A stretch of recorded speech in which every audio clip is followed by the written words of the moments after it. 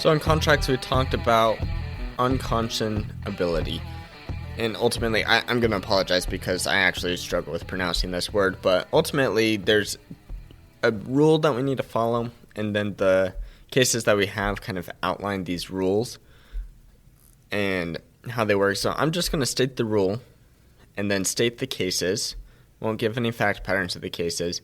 But ultimately, just say what each case builds up of that rule.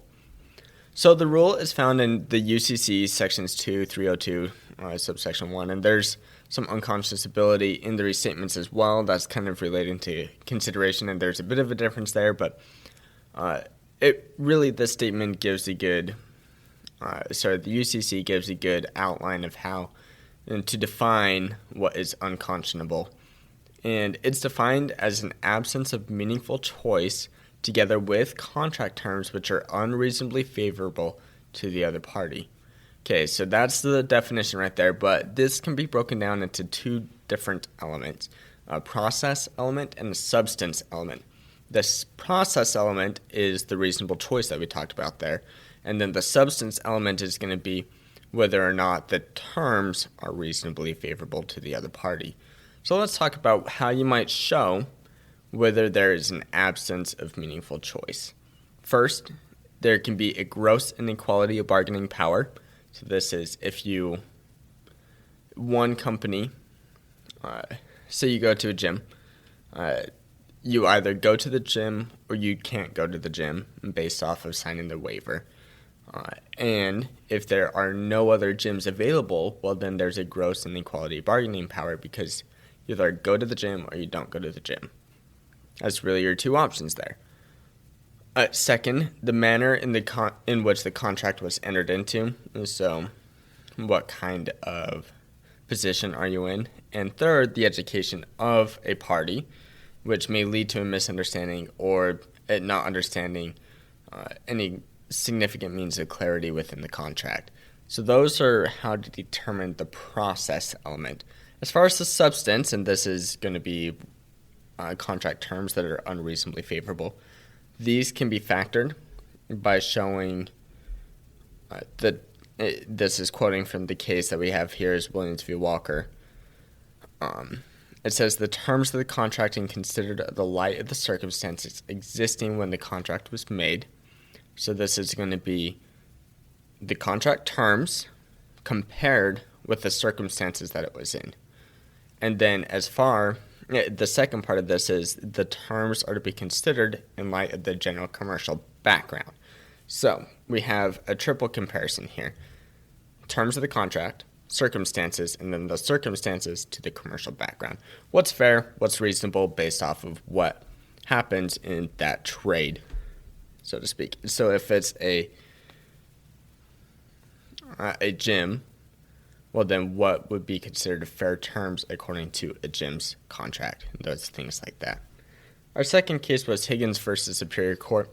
Big takeaways from here is just basically restating the definitions of procedure and substantial, making sure those elements are met.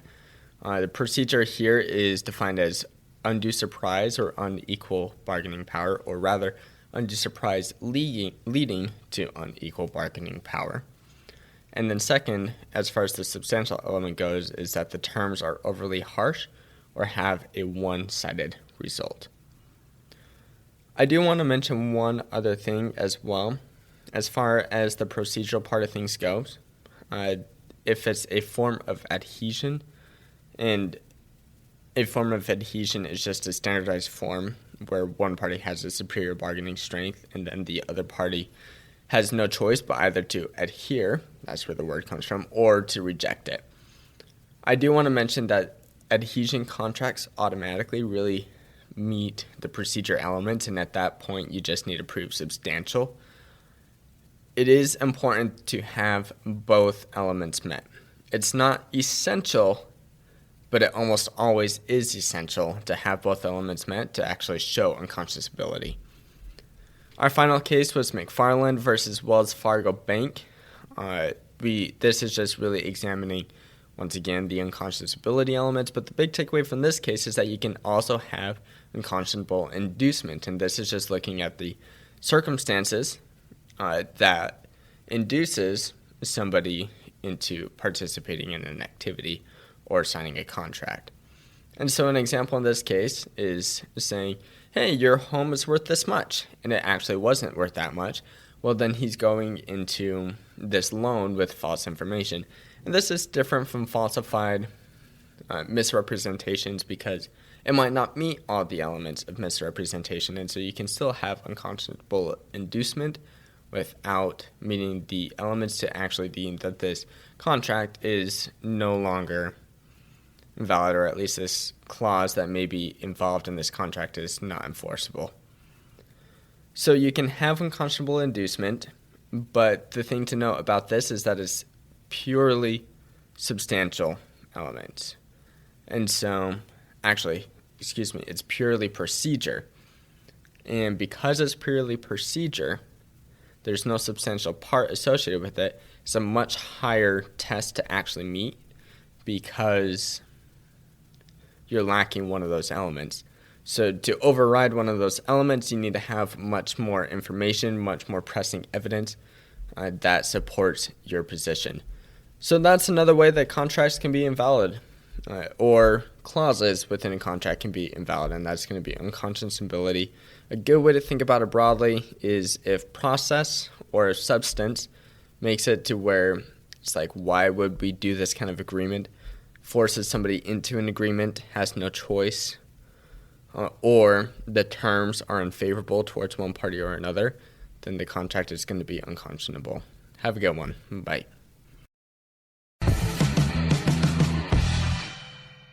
Thank you for listening to this episode of The Law Schoolers. Before I let you go, there are 4 things I want to say. The first thing is if you enjoyed these episodes and if you enjoyed the website, I would invite you to go and join Law Schoolers Pro, and you can do that by going to lawschoolers.com/join.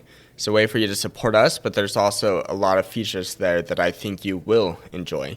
Second thing is that nearly all of our episodes are unedited. The only ones that aren't are pre-law materials, and the reason for that is so you can actually see the legal material in its raw form as I'm learning it as well. The third thing is that the information contained in these episodes are specifically only for educational purposes.